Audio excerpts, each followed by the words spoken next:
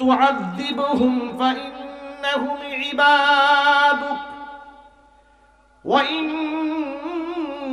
তাগফির লাহুম ফাইন্নাকা আনতাল আজিজুল হাকীম। আল্লাহ তাআলা ইন তুআযিবহুম ফাইন্নাহুম ইবাদুক, তুমি যদি আমার উম্মতকে শাস্তি প্রদান করো, ফাইন্নাহুম ইবাদুক, তারা তোমারই বান্দা, তোমার বান্দাকেই তুমি শাস্তি দেবে।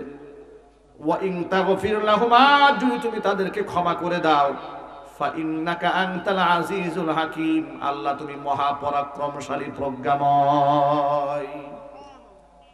এর মানে আয়াতের মধ্যে প্রমাণ হয়ে গেল ঈসা আলাইহিস সালাতু ওয়াস সালাম উম্মতকে কতটা মহব্বত করতেন আর কতটা ভালোবাসতেন। আয়াতের মধ্যে প্রমাণ পাওয়া যায় ঈসা আলাইহিস সালাতু ওয়াস সালাম আল্লাহকে কত বিনয়ের সাথে বলবেন, আল্লাহ তুমি যদি আযাব দাও তারা তোমারই বান্দার, ক্ষমা করে দিলে তুমি মহা পরাক্রমশালী প্রজ্ঞাময়। ইর রাহমানির রাহিম। ولقد آتينا لقمان الحكمة أن اشكر لله ومن يشكر فإنما يشكر لنفسه ومن كفر فإن الله غني حميد.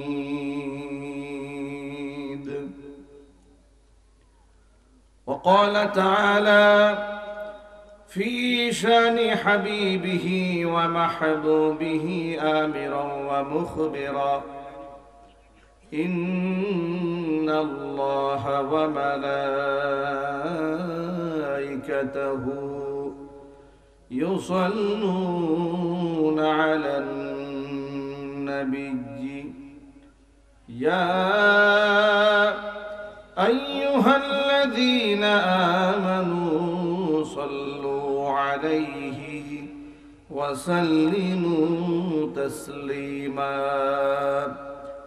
اللهم صل على محمد وعلى آل محمد كما صليت على إبراهيم وعلى آل إبراهيم إنك حميد مجيد.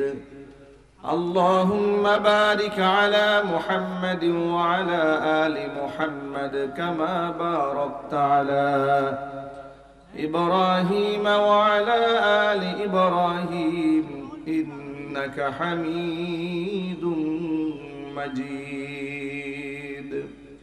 محبت প্রাণ খুলে সকলে মিলে কিছুক্ষণ জিকির করেন লা ইলাহা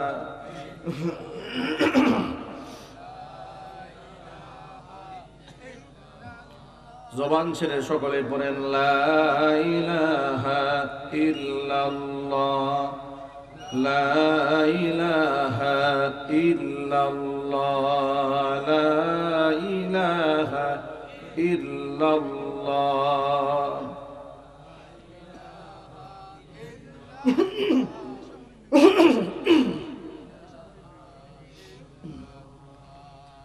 لا إله إلا الله لا إله إلا الله لا إله إلا الله لا إله إلا الله محمد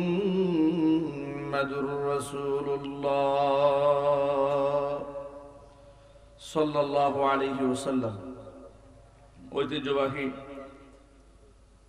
শাহজালাল ইয়ামানী রহমাতুল্লাহি আলাইহির পূর্ণভূমি সিলেট বিশ্বনাথ, পীরের বাজার 10 ঘর, পূর্ব বরণী, পশ্চিম বাউসী, হযরত শেখ মোহাম্মদ মুকিম শাহ রহমাতুল্লাহি আলাইহি ও বংশধর এবং মুসলিম উম্মাত মাগফিরাত কামনায় আয়োজিত তৃতীয় বার্ষিকী তাফসীর কোরআন মাহফিলের সম্মানিত সভাপতি সাহেব, আমন্ত্রিত হাজরাত, উলামায়ে কেরাম, মুরব্বিয়ানে এজম, অত্র এলাকা এবং পার্শ্ববর্তী এলাকার বিভিন্ন প্রান্ত থেকে ছুটে আসা দিন দরদি, ইমানদার, পরহেজগার, মুত্তাকি মুসলিম ভাইয়েরা, পর্দার অন্তরালে অবস্থানরত আমাদের সকলের শ্রদ্ধাভাজন পর্দানিশীন মা এবং বোনেরা, মহান আল্লাহ রাব্বুল আলামিনের দরবারে আলিশানে লাখো কোটি শুকরিয়া আদায় করছি যে মহান আল্লাহ রাব্বুল আলামিন মুসলিম উম্মার এই ক্লান্তি লগ্নে হাজারো প্রতিকূলতাকে উপেক্ষা করে, শত সহস্র বাধাকে পেরিয়ে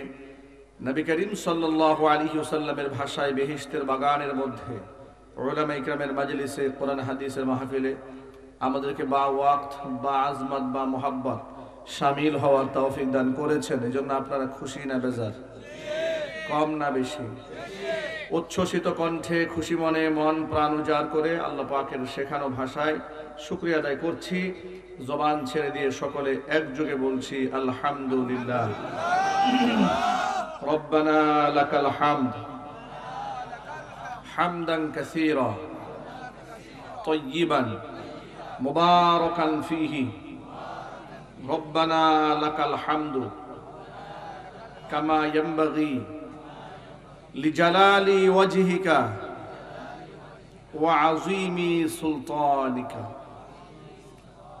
আল্লাহ রাব্বুল আলামিন আজকে তাফসীর কোরআন মাহফিলকে কবুল করুন।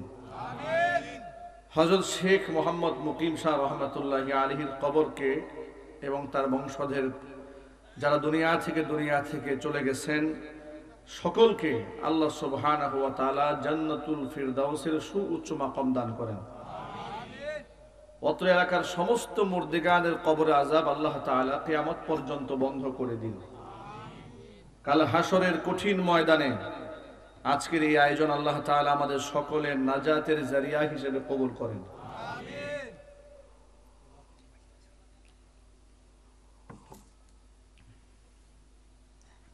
অক্লান্ত পরিশ্রম করে জান্নাতের বাগান যারা সাজিয়েছেন, দূর দারাজ থেকে শোনার জন্য যারা এসেছেন, আজকের মাহফিলের ওসিলা করে আল্লাহ তাআলা সকলকে পরিপূর্ণ হেদায়েত নসিব করেন।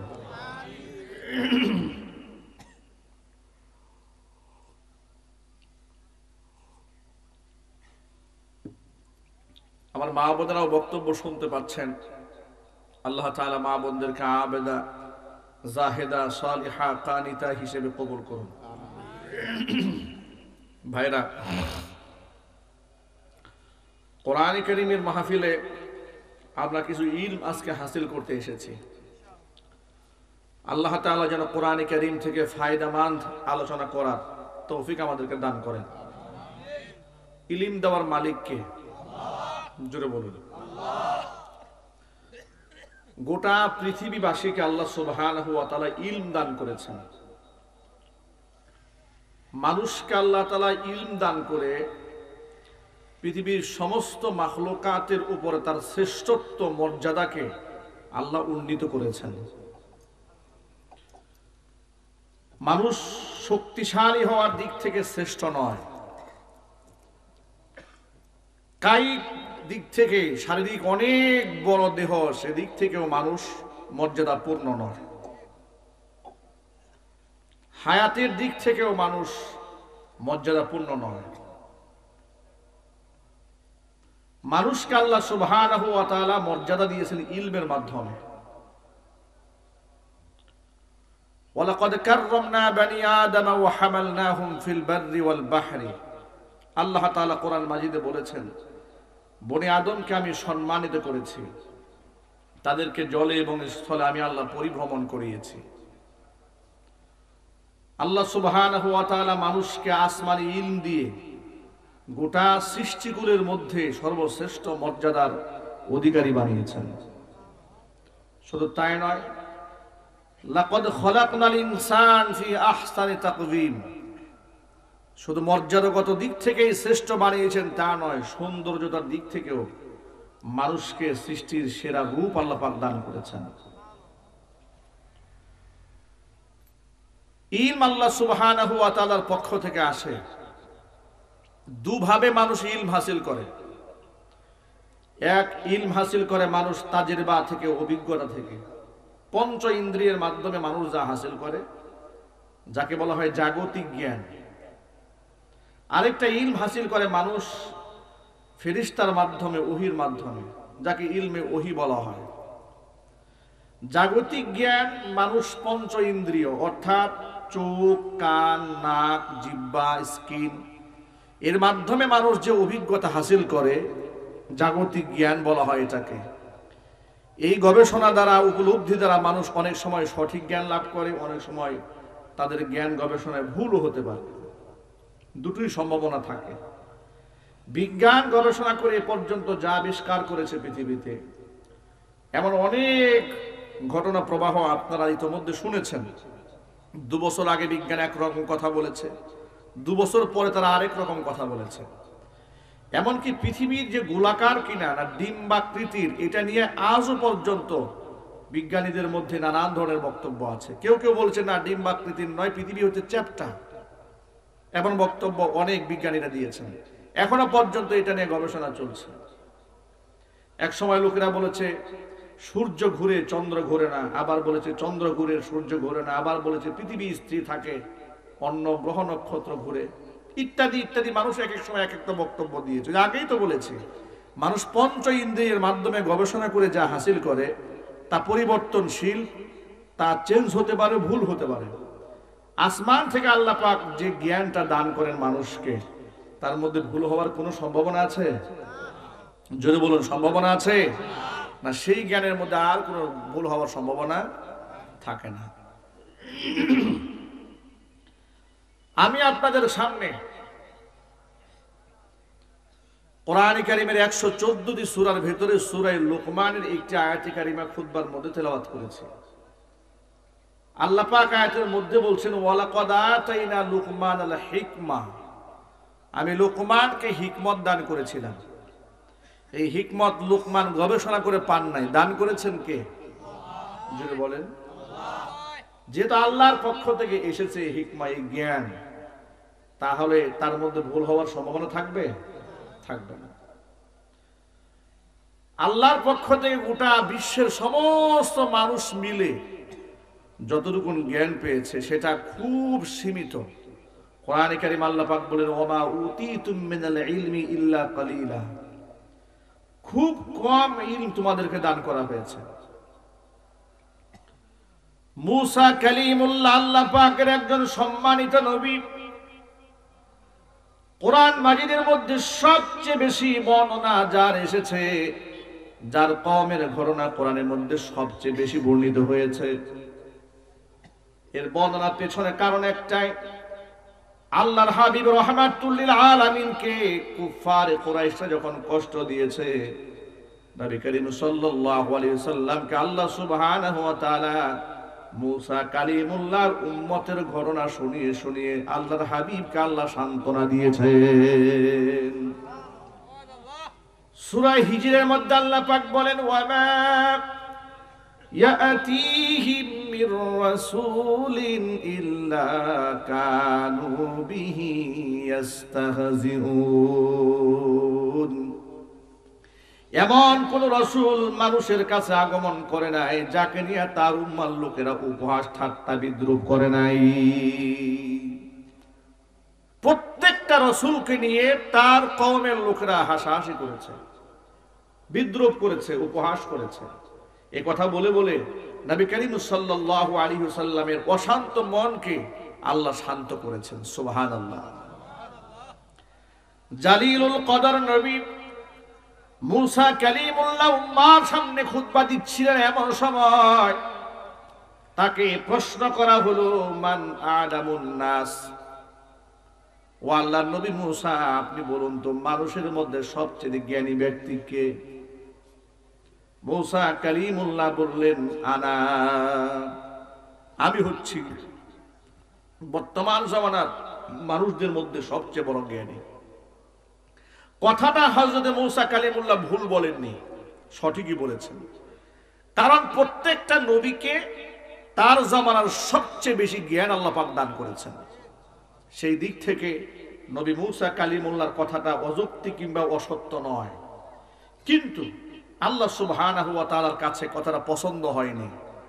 নবুয়তের শানের খেলাফ হয়েছে।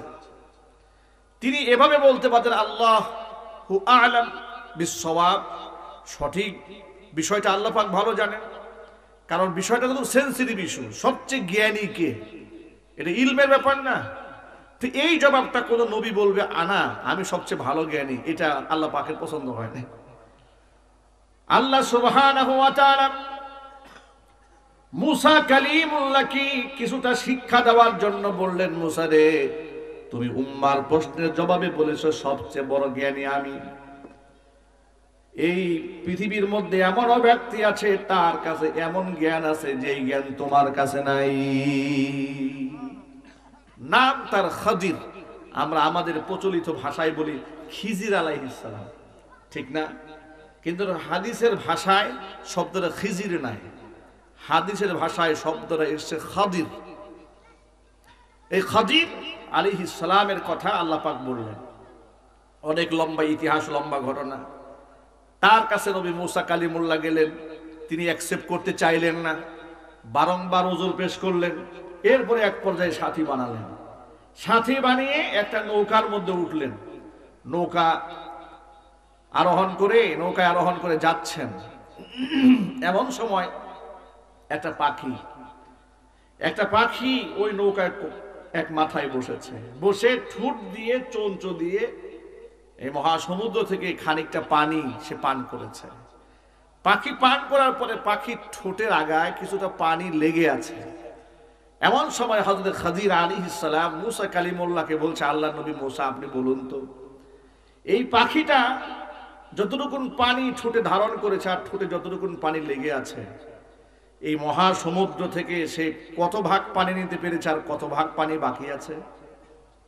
মুসা কালিমুল্লাহ কি জবাব দেবেন? এই মহাসমুদ্র থেকে পাখির ঠোঁটের মধ্যে কি বা পানি লেগে আছে, আর এই মহাসমুদ্রের মধ্যে কি এটাকে বন্টন করা যাবে? তিনি বললেন, তো সীমাহীন, ভাগ করা তো সম্ভব নয়। খাদির আলাইহিস সালাতু ওয়াস সালাম মুসা কালিমুল্লাহকে বললেন, ও আল্লাহর নবী মুসা, আপনি শুনুন, পাখি তার চঞ্চু দিয়া মহাসমুদ্র থেকে যতটুকু পানি নিতে পেরেছে, আল্লাহ পাকের অসীম ইলমের ভান্ডার থেকে গোটা পৃথিবীর মানুষ সম্মিলিতভাবে এতটুকু ইলমও নিতে পারে নাই। আল্লাহু আকবার বলে। এই পাখিটার ঠোঁট দিয়ে যতটুকু পানি মহাসমুদ্র থেকে নিতে পেরেছে, আল্লাহর ইলম থেকে পৃথিবীর সব মানুষ মিলে এতটুকু ইলমও তারা হাসিল করতে পারে নাই। কত বড় সবক দিয়ে দিয়েছে। আপনি বললেন আনা আলামুন নাস, আমি সবচেয়ে বড় জ্ঞানী। সবক হয়েছে কিনা? শিক্ষা হয়েছে কিনা? জ্ঞানীদের জন্য তো আল আকিলু তাকফিহিল ইশারা, ইশারাই যথেষ্ট, ঠিক কিনা? হিকমত, ইলম, এটা আল্লাহ পাকের বড় একটা দৌলত। শিক্ষা, এখানে মেরাজ সম্পদ ভাগ হয় না, জায়গা জমি সব ভাগ হয়ে যায়, শিক্ষা ভাগ হয়ে যায়, এই দৌলত ভাগ হয় না। ইলমের এত মর্যাদা, এত সম্মান। কোরআন মাজিদের মধ্যে আল্লাহ পাক বলেন, ইয়ারফাইল্লাহুল্লাযীনা আমানু মিনকুম ওয়াল্লাযীনা উতুল ইলমা দারাজাত। ঈমানদারদের সম্মান আমি বৃদ্ধি করে দিয়েছি। ওয়াল্লাযীনা উতুল ইলমা দারাজাত, আর তোমাদের ভিতরে যাকে ইলম দান করা হয়েছে তার মর্যাদা আমি আল্লাহ তাআলা অনেক উপরে উঠিয়ে দিয়েছি। জোরে বলেন সুবহানাল্লাহ। ইলম যার আছে তার সম্মান কে বাড়িয়েছেন? সবাই বলেন না। এই জন্য ইলমের বিরাট মর্যাদা। লুকমান হাকিম নবীও ছিলেন না, পয়গাম্বর ছিলেন না, রাসূল ছিলেন না, কিচ্ছু ছিলেন না। একজন বেটে মানুষ ছিলেন, কালো মানুষ ছিলেন, ঠোঁটগুলা ছিল বড় মোটা মোটা, কৃতদাস ছিলেন মানুষের।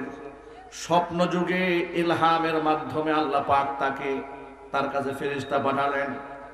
ইলহামে লুকমান হাকিমের কাছে প্রস্তাবনা পেশ করা হলো, লুকমান, আল্লাহর পক্ষ থেকে আপনাকে দুটা জিনিস দান করা হয়েছে, আপনার ইখতিয়ার, যেটা খুশি আপনি গ্রহণ করতে পারেন, আর একটা আপনি ইচ্ছা করলে প্রত্যাখ্যান করতে পারেন। দুইটা জিনিসের যে কোনো একটা আপনাকে গ্রহণ করতে হবে। আপনাকে আল্লাহ ইখতিয়ার দিয়েছেন, সেটা হচ্ছে আপনি ইচ্ছা করলে আপনি রাজত্ব পেতে পারেন, ইচ্ছা করলে আপনি ইলম হাসিল করতে পারেন। আপনি কোনটা চান? আপনি কি রাজত্ব চান না ইলম চান? লোকমান হাকিম এক বাক্যে বলে ফেললেন, আমি রাজত্ব চাই না, আমি আল্লাহ পাকের পক্ষ থেকে ইলম চাই। দেখেছেন ইলমের মর্তবা কত উপরে। আর আমাদের দেশের লোকেরা এগুলো বুঝতে চায় না, আমাদের ছেলে পেলে না, এরা লেখাপড়া না করে রাজনীতি করে, কথা বলে না। আমাদের দেশে যারা রাজনীতি করছে বর্তমানে ইয়াং জেনারেশন, দেখবেন অধিকাংশ জায়গায় মেধাহীন লোকেরা রাজনীতি করছে, পড়াশোনায় মনোযোগ নাই। এই শ্রেণীগুলোই ছাত্র রাজনীতির সাথে জড়িয়ে যাচ্ছে, যা ভবিষ্যৎ বড় অন্ধকার এই জাতির। চিল্লায় বলুন ঠিক কিনা? জাতি মেধাশূন্য হয়ে যাবে ধীরে ধীরে। লোকমান হাকিম বললেন, আমি রাজত্ব চাই না, আমি ইলম চাই।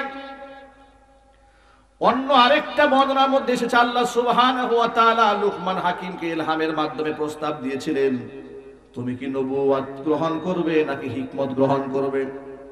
লোকমান হাকিম বললেন, আল্লাহর পক্ষ থেকে যদি আমার উপর নবুয়ত চাপায় দেওয়া হয় তাহলে তো আমি গ্রহণ করতে বাধ্য, কিন্তু আল্লাহ যদি আমাকে ইখতিয়ার দেন তাহলে আমি নবুয়ত নিতে চাই না, আল্লাহর কাছে পানাহা চাই। এত গুরু দায়িত্ব আমার দ্বারা পালন করা সম্ভব হবে না। আমি চাই না, যদি আল্লাহ আমাকে ইখতিয়ার দেন তাহলে আমি নবুয়ত চাই না, আমি হিকমত চাই। সুবহানাল্লাহ বলেন। কারণ নবুয়তের মতো এত বড় দায়িত্ব এটা আমি নিতে প্রস্তুত নই। আল্লাহর পক্ষ থেকে তাকে হিকমত দান করা হলো, এমন ইলম এমন প্রজ্ঞা তাকে দান করা হয়েছে। লোকমান হাকিম যে মনিবের অধীনস্থ দাস হয়েছিলেন, সেই মনিব লোকমানের আচার আচরণে বুঝতে পারতেন লোকমান কোনো সাধারণ মানুষ নন, তিনি অসাধারণ জ্ঞানের অধিকারী। তার জ্ঞান গরিমা পরীক্ষা করার জন্য একবার লোকমান হাকিমের মনিব লোকমানকে ডেকে বলল, লোকমান তুমি আজকে একটা খাসি জবাই করবে। খাসি জবাই করে এই খাসির সর্বনিকৃষ্ট দুটা অঙ্গ কেটে আমার সামনে হাজির করবে। লোকমান হাকিম নিজ হাতে খাসি জবাই করলেন। খাসি জবাই করে পুরা শরীর থেকে দুটা নিকৃষ্ট অঙ্গ কেটে মনিবের সামনে হাজির করলেন। মনিব তাকায় দেখেন লোকমান হাকিম খাসি থেকে খাসির জিহ্বা আর তার হৃৎপিণ্ডটা কেটে সামনে এনেছে। লোকমান হাকিম মনিবকে বুঝালেন, এই খাসির মধ্যে সবচেয়ে নিকৃষ্ট অঙ্গ হচ্ছে তার জিহ্বা আর তার কল্ব, তার হার্ট, হৃৎপিণ্ড, এগুলা হচ্ছে তার নিকৃষ্ট অঙ্গ। লোকমান হাকিমের এই বক্তব্যে, তার এই অবস্থানে, তার আচরণে তার মনিব বুঝতে পারলেন এ তো ছোটখাটো জ্ঞানী, এ তো মহাপণ্ডিত। ঠিক কিনা বলেন? আচ্ছা, আমাদের কারো যদি কথা বলা হতো যে এটা জবাই করে নিকৃষ্ট অঙ্গ দুটা কেটে নিয়ে আসো, আমাদের ছেলেপেলেরা কি নিয়ে আসতো কেটে? সাধারণ মানুষরা অন্ডকোষ কেটে নিয়ে আসতো, কথা কন ঠিক কিনা? পেশাব পায়খানার রাস্তা কেটে নিয়ে আসতো যে এটা হচ্ছে খারাপ অঙ্গ। লোকমান হাকিম জিহ্বা কেটে নিয়ে আসছে, এটা হচ্ছে খারাপ অঙ্গ। বেশ কিছুদিন যাওয়ার পরে লোকমান হাকিমের মনিব তাকে আবার বলল যে ঠিক আছে, তুমি আজকে আরেকটা খাসি জবাই করবে, এই খাসির সর্বোৎকৃষ্ট দুটা অঙ্গ কেটে আমার সামনে হাজির করবে। লোকমান হাকিম এবার আরেকটা খাসি জবাই করলেন নিজ হাতে। খাসি জবাই করে দুটা সর্বোৎকৃষ্ট অঙ্গ কেটে মনিবের সামনে হাজির করলেন। লোকমান হাকিমের মনিব তাকায় দেখেন নিকৃষ্ট অঙ্গ কাটতে বলেছিলাম, যে অঙ্গ কেটে নিয়ে আসছিল সর্বোৎকৃষ্ট অঙ্গ কাটার কথা বললেও তিনি একই অঙ্গদ্বয় কেটে নিয়ে এসেছেন। আবারও জিহ্বার হাত কেটে নিয়ে আসছে। লোকমান হাকিমের মনিব লোকমানকে জিজ্ঞেস করছে, লোকমান কি ব্যাপার? কয়েকদিন আগে তোমাকে বলেছি সবচেয়ে নিকৃষ্ট অঙ্গ আনতে, তুমি এই দুটা নিয়ে এসছো। এটা না হয় বুঝলাম, কিন্তু সর্বোৎকৃষ্ট অঙ্গ আনতে বললাম, তুমি আবার এই দুটি কেটে নিয়ে আসছো। লোকমান হাকিম বললেন, মনিব এই অঙ্গ দুটা একটা দেহের মধ্যে এতটা ইম্পর্টেন্ট, কোন ব্যক্তি যদি নিকৃষ্ট হয়ে যায় তার গোটা দেহের মধ্যে সবচেয়ে নিকৃষ্ট অঙ্গ এই জিহ্বা আর তার হার্ট হয়ে যায়। আর যে ব্যক্তি খুব ভালো হয় তার জিহ্বা এবং তার হার্টের চেয়ে উৎকৃষ্ট অঙ্গ তার দেহের মধ্যে আর থাকে না। চিল্লায় বলেন আল্লাহু আকবার। এই জন্য নবী করিম সাল্লাল্লাহু আলাইহি সাল্লাম বলেন, আলা ইন্না ফিল জাসাদি লামুদগা ইদা সালুহাত সালুহাল জাসাদু কুল্লুহু وإذا فسدت فسد الجسد كله ألا وهي القلب أو كما قال عليه الصلاة والسلام নবীজি বলেন প্রতিটি দেহের মধ্যে একটা গোশতের টুকরা আছে সেই গোশতের টুকরাটা যদি ভালো হয়ে যায় গোটা দেহটা ভালো হয়ে যায় আর যদি ওই গোশতের টুকরাটা খারাপ হয়ে যায় গোটা দেহটাই নষ্ট হয়ে যায় আলা ওয়াহিয়াল কলব জেনে রেখো সেই গোশতের টুকরা হচ্ছে মানুষের কলব মানুষের হার্ট মানুষের হৃৎপিণ্ড ঠিক কিনা বলেন শুধু না হার্ট যার ভালো কলব যার ভালো তার গোটা দেহটাই ভালো সুবহানাল্লাহ বলেন আর এই হার্ট তখন ভালো হয় যখন আত্মার সাথে স্রষ্টার সম্পর্ক হয়ে যায় রবের সাথে যদি বান্দার সম্পর্ক না হয় এই হার্ট কোনোদিন ভালো হবে না আলা বিযিকরিল্লাহি তাতমাইন্নুল কুলুব মনে রেখো মানুষের অন্তরাত্মা প্রশান্ত লাভ করে পবিত্র হয় কার জিকিরের মাধ্যমে যদি বলুন আল্লাহর সাথে যদি বান্দার সম্পর্ক না থাকে এটা এমন একটা অঙ্গ পৃথিবীর সমস্ত মডার্ন ইকুইপমেন্টস আধুনিক যন্ত্রপাতি যা আছে আধুনিক সরঞ্জাম বলতে যা আছে আধুনিক টেকনোলজি সম্পন্ন যন্ত্রপাতি মানুষকে সুখ দেওয়ার জন্য যা আছে সব যদি মানুষের পায়ের নিচে ঠেলে দেওয়া হয় ব্যক্তি সুখী হতে পারবে না সত্য না অসত্য সত্য না অসত্য আচ্ছা আপনাদেরকে বোঝাবার জন্য বলি আমাদের দেশের চেয়ে ইউরোপ আমেরিকা উন্নত কম না অনেক বেশি উন্নত কোনো সন্দেহ আছে এই ব্যাপারে তাদের জীবন যাত্রা তাদের জীবন চলার মান তাদের দেশের আইন কানুন আমাদের দেশে অনেক স্বচ্ছ না কিছুদিন আগে আপনারা শুনেছেন সুইডেন পশ্চিমা দেশ ইউরোপ কান্ট্রি অনেক ধনী রাষ্ট্র বাক স্বাধীনতার নামে তারা কি করেছে সেখানে তুরস্কের দূতাবাসের সামনে বাংলাদেশের দূতাবাসের সামনে প্রকাশ্যে তারা কোরআনের মধ্যে আগুন লাগিয়ে পড়েছে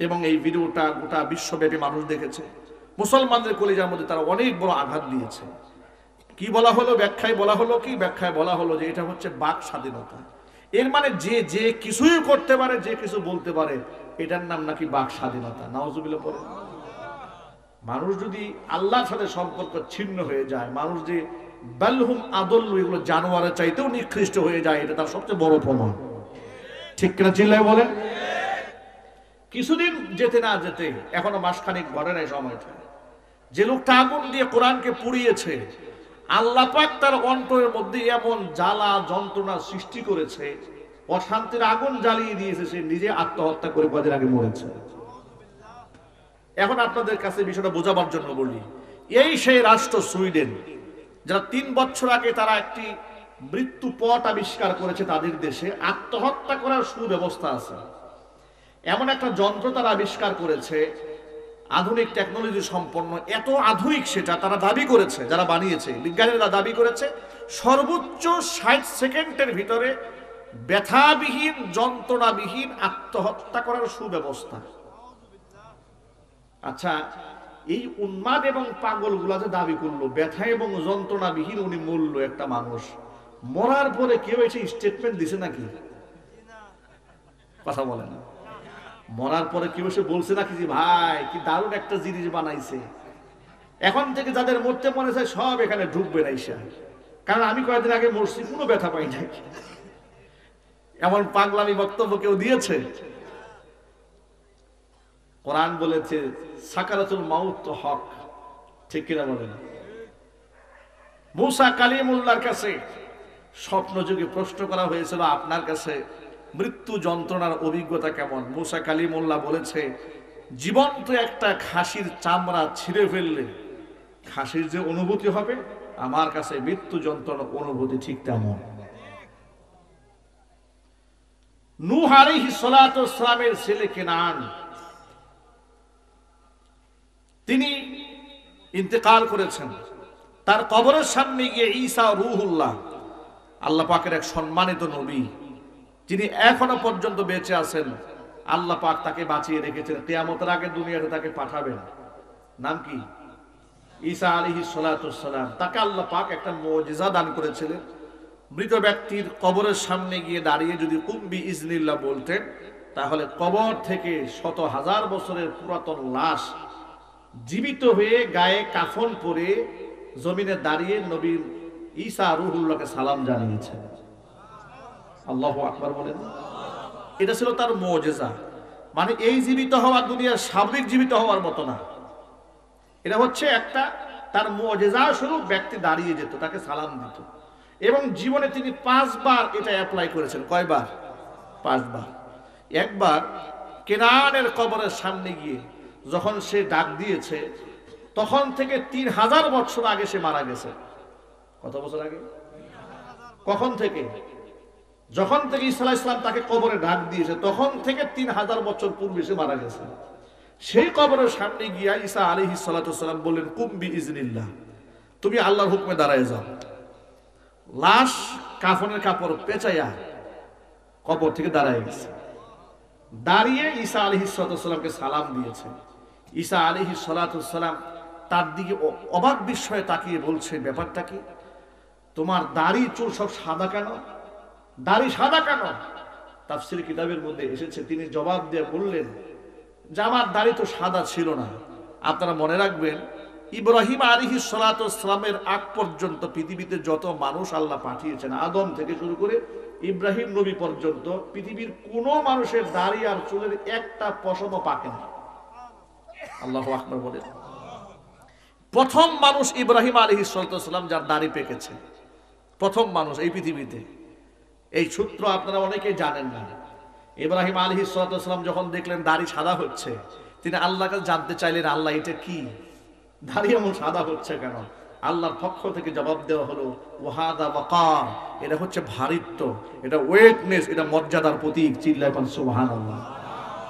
যাদের দাড়ি চুল সাদা হয়েছে তারা বুড়ো হয়ে গেছেন, এটা মনে না করে আপনি মনে রাখবেন আল্লাহ আপনার মর্যাদা উপরে উঠিয়ে দিয়েছে। সুবহানাল্লাহ বলেন। তো কেনান তো ইব্রাহিমের আগের মানুষ ছিলেন তিনি। তো তিনি অবাক হয়ে জিজ্ঞেস করলেন যে আপনার দাড়ি চুল সাদা কেন?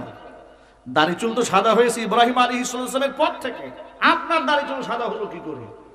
তিনি বললেন, আল্লাহর নবী ঈসা শোনেন, আমি কবরের মধ্যে শোয়া ছিলাম, আমার তো দৃঢ় বিশ্বাস এটাই, হাসরের ময়দান কায়েম হওয়ার আগ পর্যন্ত দুনিয়াতে কেউ আর জেগে উঠবে না। কিন্তু আপনি যখন ডাকলেন আমি মনে করেছি হাসর বোধহয় কায়েম হয়ে গেছে। আমি যে হাসরের ময়দানে আল্লাহর সামনে দাঁড়াবো, কি অবস্থা হবে, ওই চিন্তায় মুহূর্তের মধ্যে আমার দাড়ি চুল সাদা হয়ে গেছে। আমার ভাইরা, মুসা আলাইহিস সালাতু ওয়াস সালাম তার কাছে জানতে চাইলেন, যদি এমন সুযোগ আপনাকে দেওয়া হয় যে আপনি আবার দুনিয়াতে আসবেন, আপনি কি আসতে চান? তিনি বললেন যে আমি যদি দুনিয়াতে আসি তো মালাকুল মাউত কি জান আমার আবার কবজ করবে? তিনি অবাক বিষয় জানতে চাইলেন, কি আশ্চর্য ব্যাপার, আপনি এই প্রশ্ন করলেন কেন? মালাকুল মাউত জান কবজ করবে কেন? পৃথিবীতে আসলে তো জান কবজ হবেই। তিনি বললেন, ধাক্কা তো আপনি খান নাই, আমি তো খাইছি, এই জন্য জিজ্ঞেস করলাম মালাকুল মাউত জান কবজ করবে কিনা। কেন? তিনি বললেন, 3000 বছর আগে মালাকুল মাউত আমার জান কবজ করেছে। আজকে 3000 বছর পর পর্যন্ত, আজকের এই দিন মুহূর্ত পর্যন্ত মালাকুল মাউতের জান কবজের সেই কষ্টের ব্যথা আমার গায়ে এখনো পর্যন্ত লেগে আছে। ভাবা যায়। নবী মুসা আলাইহিস সালাতু ওয়াস সালামের জন্য বলেন,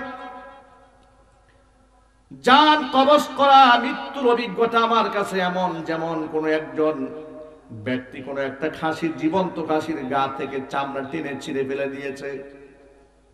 আমার আপনার নবী বিশ্ব নবী মুহাম্মদ রাসূলুল্লাহ সাল্লাল্লাহু আলাইহি ওয়াসাল্লাম উম্মতের জন্য দোয়া করেছেন, আল্লাহ আমার উম্মতের জন্য মৃত্যু যন্ত্রণা সহজ বানায়া দাও। জোরে জোরে বলেন সুবহানাল্লাহ। রাসূল আমাদেরকে কত ভালোবাসতেন, কত মোহাব্বত করতেন উম্মতকে। একদিন নবীজি সাল্লাল্লাহু আলাইহি ওয়াসাল্লাম সূরা ইব্রাহিম থেকে একটা আয়াতে কারিমা তেলাওয়াত করলেন, রব্বি ইন্নাহুন্না আযলালনা কাসীরাম মিনান নাস ফামান তাবিআনি ফাইন্নাহু মিন্নী ওয়া মান আসানি ফাইন্নাকা গফুরুর রহিম। ইব্রাহিম আলাইহিস সালাতু ওয়াসসালাম আল্লাহর কাছে এই কথা বলে দোয়া করেছিলেন, রব্বি, আয় আমার রব, ইন্নাহুন্না আদলালনা কাসীরান মিনান নাস, এই মূর্তিগুলো অসংখ্য মানুষকে গোমরা বানিয়ে দিয়েছে। মানে তিনি তার উম্মতের দরদ দুয়ার মধ্যে ফুটিয়ে তুলেছেন, আল্লাহ আমার উম্মতের অসংখ্য মানুষগুলো এই মূর্তিগুলায় গোমরা বানিয়ে দিয়েছে, তাদের মধ্যে শিরকের মধ্যে মুবতালা করে ফেলেছে। ফামান তাবিআনি ফাইন্নাহু মিন্নি, যারা আমার কথা মান্য করেছে সে তো আমারই দলভুক্ত। ওয়া মান আসানি, আর যে ব্যক্তি আমার কথা অমান্য করে শিরক করেছে, ফাইন্নাকা গফুরুর রহিম, আল্লাহ তুমি ক্ষমাশীল অতীব দয়ালু। ইব্রাহিম আলাইহিস সালাতু ওয়াসসালাম উম্মাকে কতটা ভালোবাসতেন, মহব্বত করতেন, সেটা এই দোয়ার মধ্যে ফুটে উঠেছে।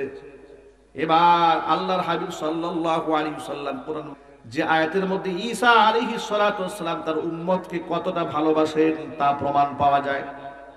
কিয়ামতের ময়দানে ঈসা আলাইহিস সালাতু ওয়াসসালামের সামনে উম্মতের ব্যাপারে ঈসা আলাইহিস সালাতু ওয়াসসালামকে আল্লাহ জবাবদিহিতা চাইবেন, ঈসা, এই যে তোমার উম্মতেরা তোমাকে আমার ছেলে বলেছে, নাউযুবিল্লাহি মিন যালিক, তোমার মাকে আমার স্ত্রী বলেছে, তোমাদের কাছে সাহায্য চেয়েছে, এগুলা কি তুমি শিখিয়ে দিয়েছিলে নাকি?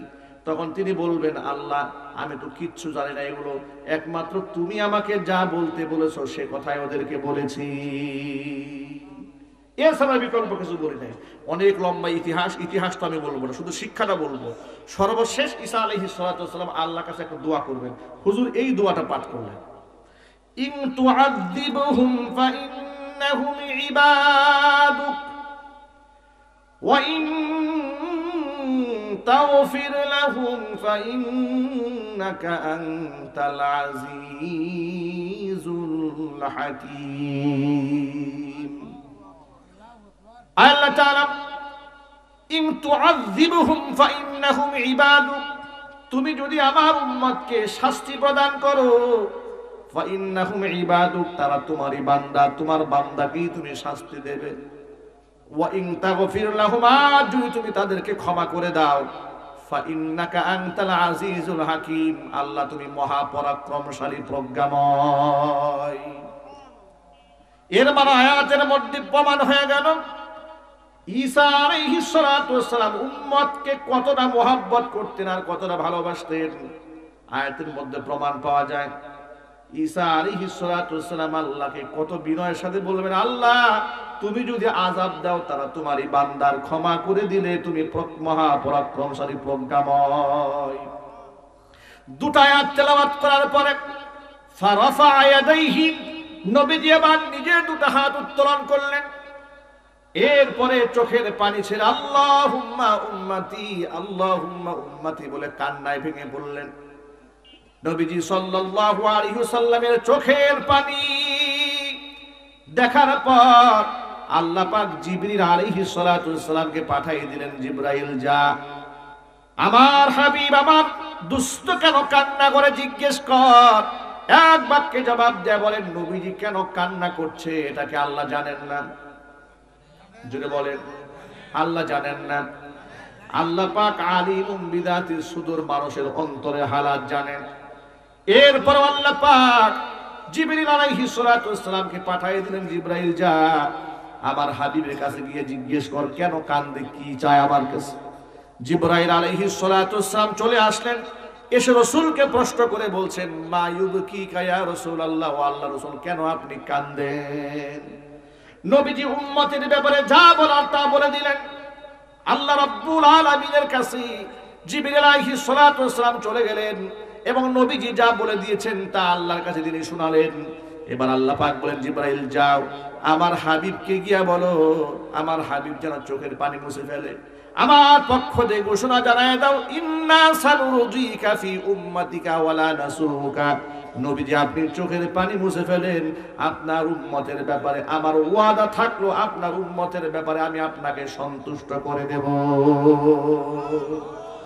ওয়ালা নাসুকা, আপনার উম্মতের ব্যাপারে আপনাকে আমি কষ্ট দেব না, আপনাকে আমি কষ্ট দেব না, আপনার উম্মতের ব্যাপারে আপনাকে আমি খুশি করে ছাড়বো। জোরে জোরে বলেন সুবহানাল্লাহ।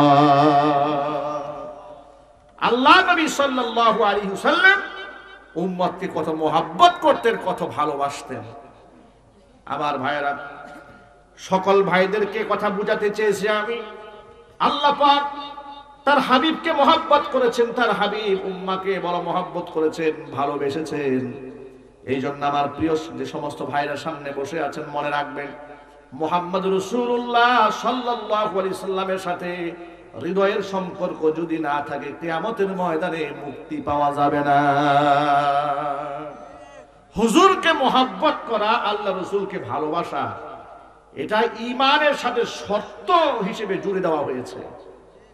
নবী করিম সাল্লাল্লাহু আলাইহি ওয়াসাল্লাম বলেছেন, লা ইউমিনু আহাদুকুম হাত্তা আকুনা আহাব্বা ইলাইহি মিন ওয়ালিদিহি ওয়া ওয়ালাদিহি ওয়ান নাসি আজমাইন। ততক্ষণ পর্যন্ত তোমরা ঈমানদার হতে পারবে না যতক্ষণ না পর্যন্ত আমি তোমার কাছে, তোমার সন্তান, তোমার পিতা, এমনকি দুনিয়ার সমস্ত মানুষের চেয়ে প্রিয় না হব, ততক্ষণ পর্যন্ত তোমরা ঈমানদার হতে পারবে না। হুজুরের মহব্বত, আল্লাহ রাসূলের মহব্বত অন্তরে থাকার প্রয়োজন আছে না নাই? আরো জোরে বলুন। আর সেই মহব্বতটা হতে হবে সাহাবায়ে কেরাম রাদিয়াল্লাহু তাআলা আনহুম আজমাইন যেভাবে মহব্বত করেছেন সেরকম মহব্বত, শুধু মুখের দাবিতে মহব্বত নয়। সাহাবায়ে কেরাম রাদিয়াল্লাহু তাআলা আনহুম আজমাইন এত মহব্বত হুজুরকে করেছেন। আল্লাহ নবী সাল্লাল্লাহু আলাইহি ওয়াসাল্লামের একজন সাহাবীর নাম সাওয়াদ রাদিয়াল্লাহু তাআলা আনহু। বদরের প্রান্তরে নবীজি কাতার সোজা করতেছিলেন, 313 জনের কাফেলা, নবীজির হাতের মধ্যে ছিল একখানা তীর, তীর দিয়ে কাতার সোজা করে সাহাবীদেরকে দাঁড় করাচ্ছিলেন। এমন সময় সাওয়াদ রাদিয়াল্লাহু তাআলা আনহু কাতার ভেঙে সামনে চলে আসলে নবীজি তীরের আগা দিয়ে সাওয়াদের পেটের মধ্যে একটু গুঁতা মেরে বললেন, সামনে আসলে কেন, পেছনে চলে যাও।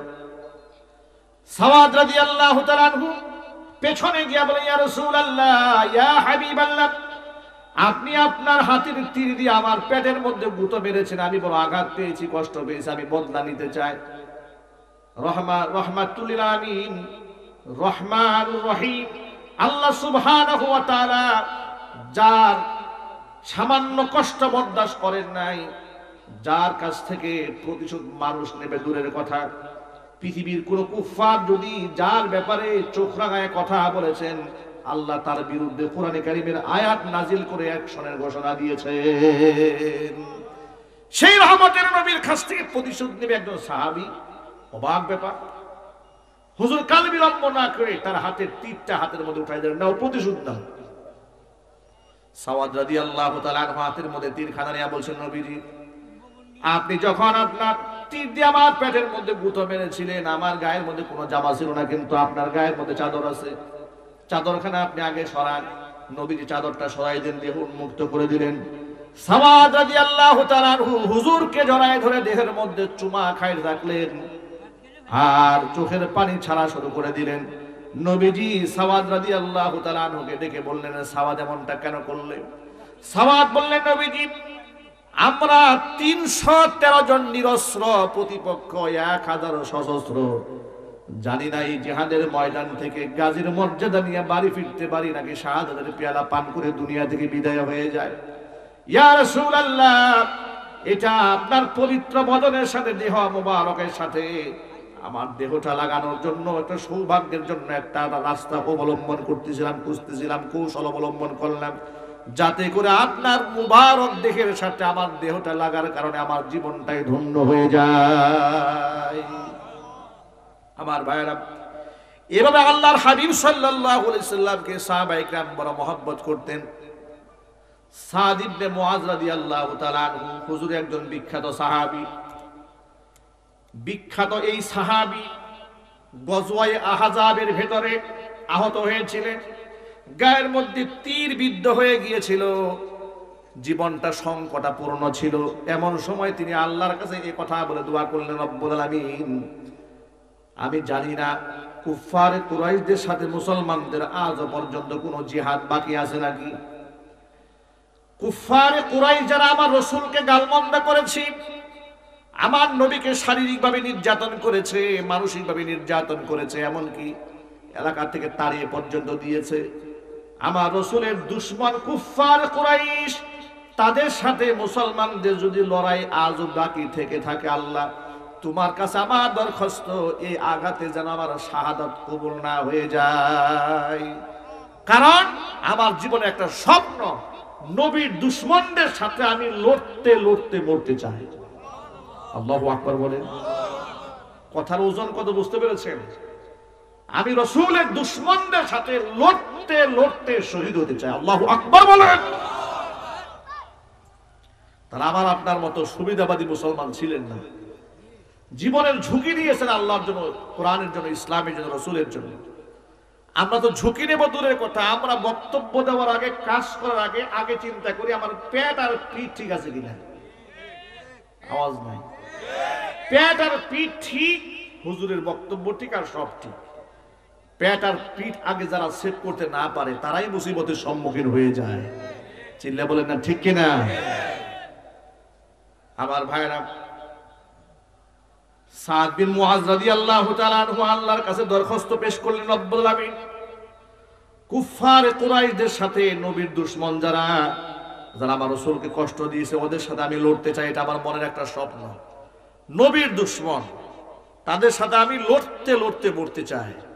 আর যদি কুফফার কুরাইশদের সাথে মুসলমানদের জিহাদ বাকি না থাকে, এই আঘাতেই যেন আমার শাহাদাতটা কবুল হয়ে যায়। শাহাদাতকে তারা আলিঙ্গন করতেন, আল্লাহর কাছে তামান্না করতেন, আল্লাহর পদে জীবনটা চলে যাওয়ার জন্য। আমার বন্ধুগণ, সাদ বিন মুআজ রাদিয়াল্লাহু তাআলা আনহু এভাবে আহত অবস্থায় রুমের মধ্যে পড়ে রইলেন, শহীদ হলেন না।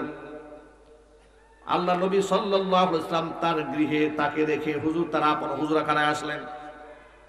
কিছুক্ষণ পরে জিবরাইল আলাইহিস সালাতু ওয়াসসালাম একটা রেশমি কাপড় দিয়া রুমাল মাথায় বেঁধে, এই যে মাথায় পাগড়ি পরছি না আমরা, জিবরাইল আলাইহিস সালাতু ওয়াসসালাম একটা পাগড়ি পরে রাসূলের সামনে আসছেন।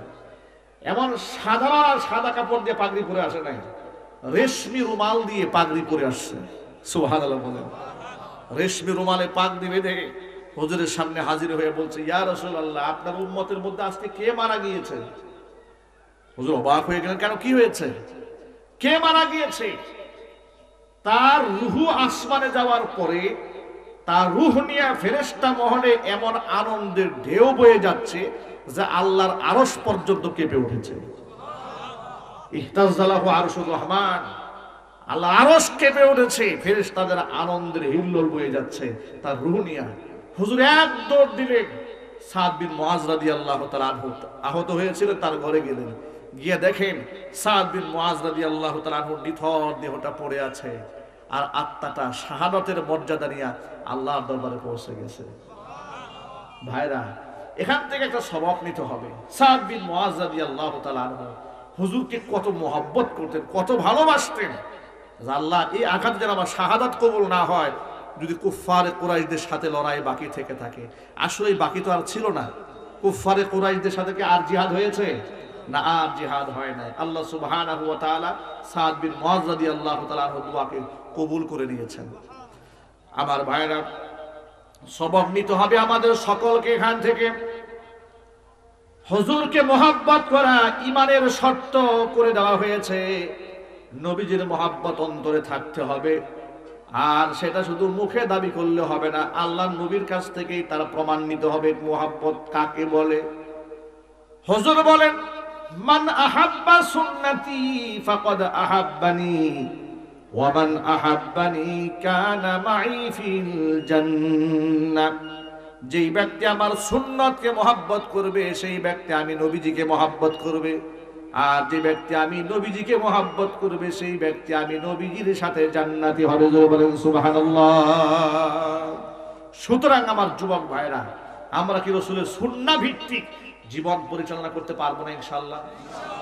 রাজি আছেন? কারা কারা হাত দেখি তো। আল্লাহ তুমি আমাদেরকে কবুল করো। আরো জোরে কোন আমিন। হাত নামান। সুন্নাহ ভিত্তিক জীবন যাপন করতে হবে এবং কোরআন সুন্নাহর সঠিক ইলম হাসিল করতে হবে। ইলম এত বড় দৌলত, এত বড় মর্যাদার প্রতীক, যাকে আল্লাহ পাক দান করেন। ফাকিহুন ওয়াহিদুন আসাদ্দু আলা শাইতানি মিন আলফি আবিদিন। 1000 আবেদকে ধোঁকা দেওয়ার শয়তানের জন্য যতটা সহজ, একজন আলেমকে ধোঁকা দেওয়ার শয়তানের জন্য তার থেকে অনেক অনেক বেশি কঠিন হয়ে দাঁড়ায়। ঠিক কিনা বলেন? 1000 মানুষকে ধোঁকা দেওয়া শয়তানের জন্য সহজ, কিন্তু আলেমকে ধোঁকা দেওয়াটা এত সহজ নয়। যার দরুন দেখবেন আমাদের দেশে যত প্রকার ভণ্ডামি আছে, যত প্রকার শিরিক বেদাত আছে, যত প্রকার গুমরাহি আছে, গুমরাহি ফেরকা আছে, সমস্ত ফেরকার মধ্যে সাধারণ মানুষ জড়িয়ে পড়ে। কথা বলেন ঠিক কিনা বলেন? যেমন মাজার পূজার সাথে একদম গণ্ড মূর্খ অশিক্ষিতরা জড়াই পড়ে, এরপরে আহলে হাদিস ফিতনার সাথে জড়াই পড়ে তথাকথিত জেনারেল শিক্ষিতরা। চিল্লাই কর না ঠিক কিনা?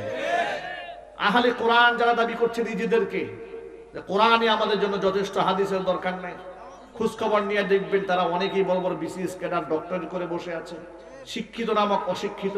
চিল্লাই কর ঠিক কিনা?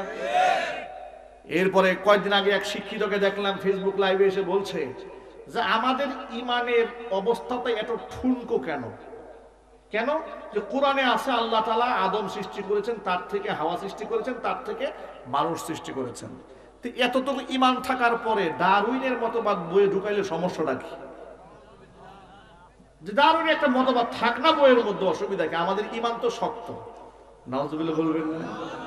দেখেছেন শয়তানে কেমন ভাবে মগজটাকে দোলাই করেছে। আমার প্রিয় ভাইরা, সকল ভাইদেরকে বলছি, আমাদেরকে ইলমের দৌলত হাসিল করতে হবে, আসমানি ইলমের দৌলত হাসিল করতে হবে, এটা ফরজ। এটা কি?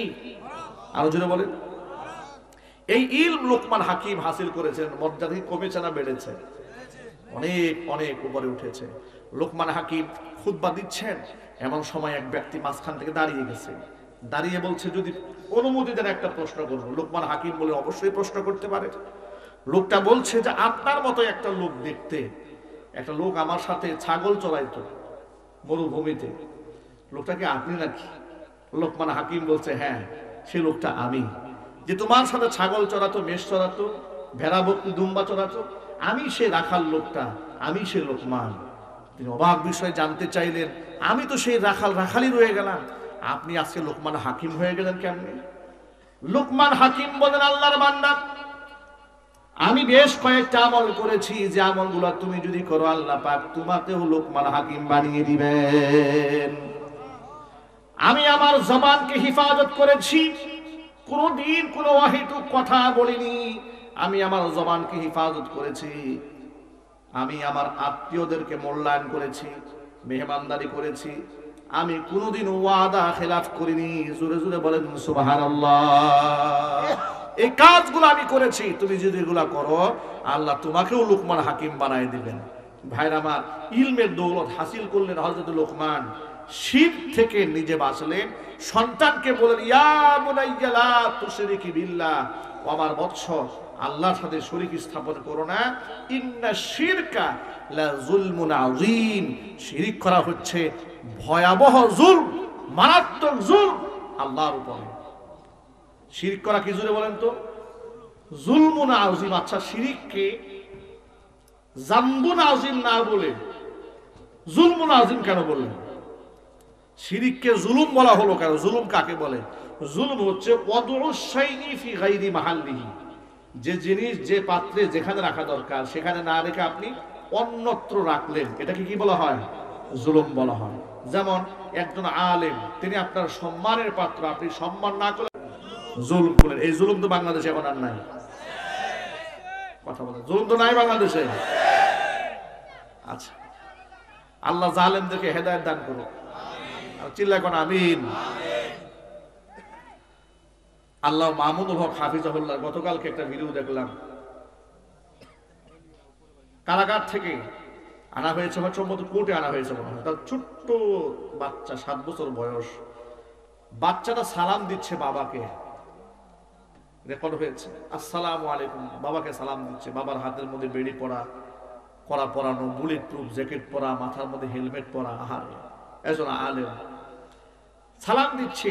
আল্লাহ মাহমুদুল হকের অবস্থায় এতটাই নাজুক যে সালামের জবাবটা যে উনি মুখ খুলে ভালো করে দেবেন এমন পরিস্থিতি ওনার ছিল না। ভাবা যায়, ছোট ছোট বাচ্চারা বাবাকে বাবা বলে ডাকার সুযোগ পাচ্ছে না, দেখা করার সুযোগ পাচ্ছে না। আমাদের দেশে কিন্তু ল আছে, আইন আছে। যত বড় আসামি হোক না কেন, ফাঁসির আসামি যারা, ফাঁসির আসামি ধরে নিলাম, তাদের সাথে গার্জিয়ানরা কথা বলে না? আওয়াজ নাই, কথা বলে না, দেখা করে না, সুযোগ আছে না? আলেমরা কি এর থেকে বড় অপরাধী? ছোট্ট রফিকুল ইসলাম মাদানী দেখেছেন না? হ্যাঁ, ছোট্ট রফিকুল ইসলাম মাদানী দেখেছেন না? হাতের মধ্যে হ্যান্ডকাপ, কোমরের মধ্যে রশি, পায়ের মধ্যে আপনার ডান্ডা বেড়ি, বুকের মধ্যে বুলেট প্রুফ জ্যাকেট, মাথার মধ্যে হেলমেট। ওরে বাপ রে বাপ! পারে না যে মোটামুটি একটা লোহার খাঁচা দিয়ে যদি নিয়ে আসতে পারত চতুর্পাশে, তাও একটা মানাল যাইত। কথা কনা ঠিক কিনা? এত ভয় একটা ছোট মানুষকে, এত আতঙ্ক। আল্লাহ তুমি আমার আলেম সমাজকে হেফাজত করো। আল্লাহ জালেমদেরকে সহি বুঝ দান করো। আল্লাহ যাদের কপালে হেদায়েত নাই, আল্লাহ তুমি যেন তোমার ইলমে আছে কোরআনের সাথে আলেমদের সাথে নাফরমানি করার প্রাপ্য হক এদেরকে তুমি মিটিয়ে দাও। চিল্লা কর না আমিন। ভাইরা, সময় সংক্ষিপ্ত। এতক্ষণ পর্যন্ত আপনাদের সামনে যে কথাগুলো আপনাদের সামনে উপস্থাপন করেছি, সবার আগে আল্লাহ তাআলা আমাকে, এরপর আমার ভাইদেরকে, এরপরে আল্লাহ সুবহানাহু ওয়া তাআলা আমার মা বোনদেরকে সকলকেই আমল করার তৌফিক দান করেন। জোরে বলেন আমিন। ওয়া আখিরু দাওয়ানা আনিল হামদুলিল্লাহি রাব্বিল আলামিন। ওয়াসসালামু আলাইকুম ওয়া রাহমাতুল্লাহি ওয়া বারাকাতুহু।